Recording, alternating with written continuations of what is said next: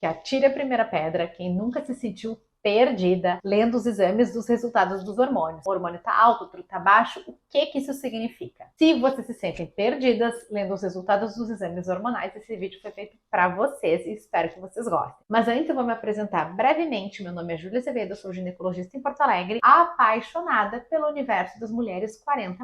Especialmente por essa grande transformação que acontece nas nossas vidas, que se chama climatério. Se esse é um assunto do interesse de vocês, ativem o sininho para sempre receber as novidades desse canal.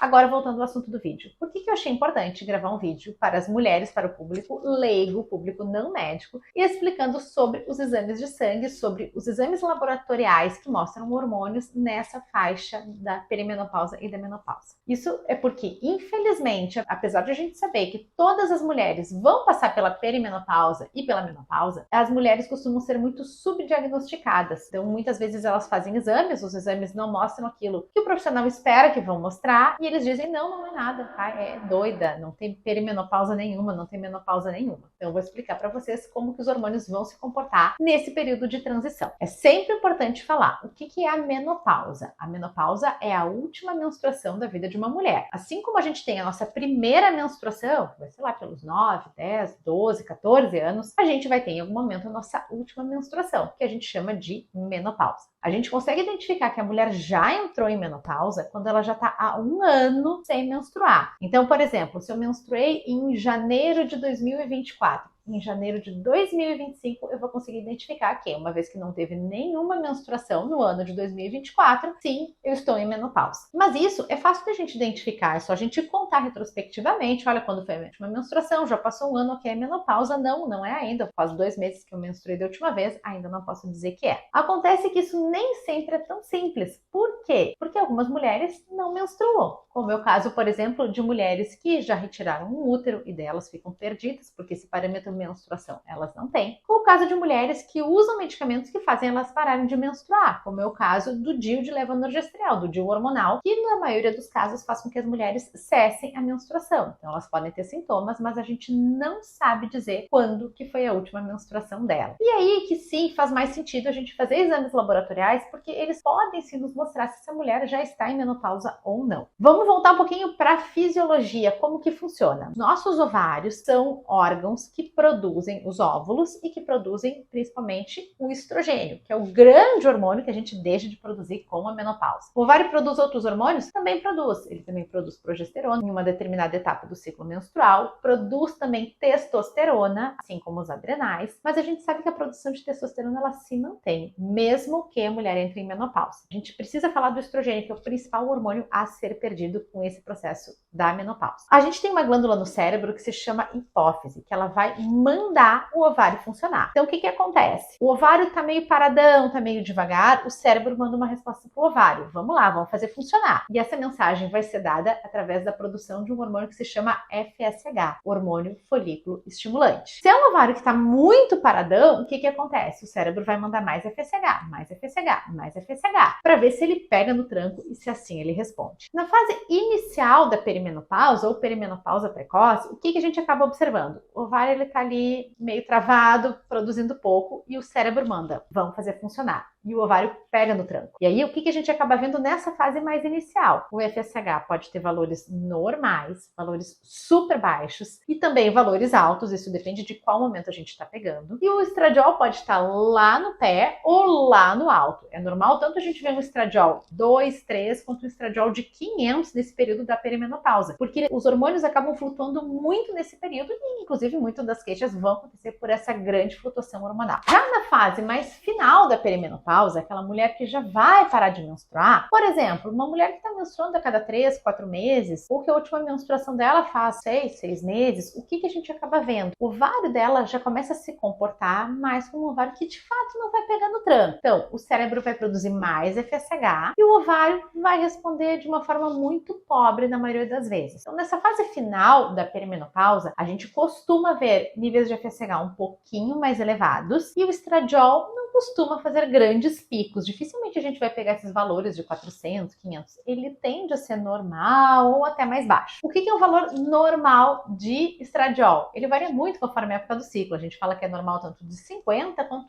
500. Já os níveis de FSH, a gente considera eles alterados, a gente começa a considerar que a mulher possa estar na menopausa, níveis acima de 30 ou 35. Existe uma controvérsia em relação a esse valor. Quando a mulher realmente entrou na menopausa, ela não vai menstruar dali para frente, o que a gente acaba percebendo? Os níveis de FSH sim vão ser altos, vão ser acima de 30, 35, e os níveis de estradiol vão ser bem baixos, de 0 a 20, é o que a gente acaba vendo na prática. Apesar de a gente usar esse critério 30, 35, quando a gente fala de uma mulher pós-menopausa, os níveis de FSH geralmente são altos para valer. Acaba vendo 80, 90, 100, 120, valores mais ou menos assim, e não 30, 35. Então, em resumo, quando a gente tem uma mulher que já parou de menstruar, ela já está em pós-menopausa, o que eu vou encontrar? Um valor de FSH alto, acima de 30, 35, na prática, por volta de 80, 100, e valores de estradiol geralmente bem baixos, abaixo de 20. Agora, quando a mulher está na perimenopausa, esses hormônios vão flutuar muito. Se ela está numa fase mais final,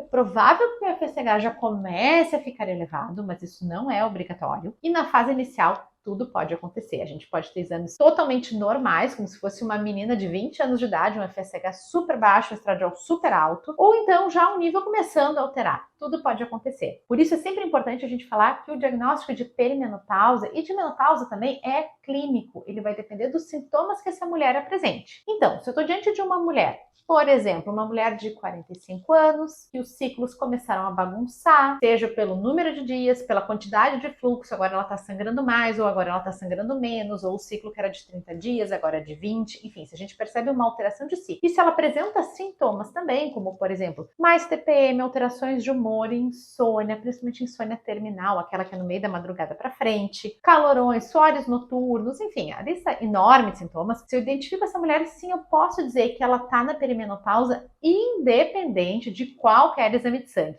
Muitas vezes, a gente pedir exame de sangue nessa fase da perimenopausa, ele mais atrapalha do que ajuda. Por quê? Porque um exame totalmente normal não descarta que os sintomas que essa mulher apresente seja de perimenopausa. E sim, a gente deve tratar essa mulher, se for o caso de fazer reposição hormonal inicial, ou se for o caso de outras medicações, sim, considerar o uso de outras medicações, a gente deve iniciar um tratamento independente de ela ter um FSH elevado, um estradiol baixo, ou de ela ter parado de menstruar ou não. A indicação de tratamento também é para alívio dos sintomas, independente de ela já ter parado de menstruar ou não. Agora, quando a gente tem uma mulher, por exemplo, que retirou o útero ou que usa um Dilmirena, que daí com isso não menstrua, o que a gente acaba fazendo? Se ela tem sintomas, sim, a gente deve tratar os sintomas de acordo com o que ela apresente. É muito provável que a gente vai iniciar uma reposição de estradiol para alívio desses sintomas, independente da medida de estradiol que ela tenha no sangue. Muitas vezes a gente acaba fazendo, sim, essas mulheres que não menstruam, e se elas têm sintomas, a gente acaba medindo até para ver se ela já estaria em menopausa ou não, porque talvez isso mude uma decisão de se já é momento de trocar um Mirena ou não, se ela precisa ainda de algum método contraceptivo ou não. Então tudo isso vai ser discutido de forma muito individual com essa mulher que talvez já esteja em menopausa ou talvez não. Bem, e por que eu tô aqui falando em FSH, estradiol, FSH, estradiol, FSH alto, estradiol baixo? E a testosterona, e a progesterona, e o LH, e os outros exames? Bom, o papel deles é totalmente secundário quando a gente fala em diagnóstico, entender o que está acontecendo na perimenopausa e na menopausa. Os exames sim que são importantes e que podem ser úteis ou não são o FSH e o estradiol. Isso porque a progesterona varia muito. É muito comum que a gente vai ter mulheres que são jovens, que têm uma ótima função ovariana e vão ter uma progesterona super baixa simplesmente pelo período do ciclo menstrual, ou que podem ter uma progesterona baixa por outras alterações, como por exemplo a síndrome dos ovários policísticos. O LH também ele vai ser totalmente secundário na interpretação dos exames dessa mulher, e os níveis de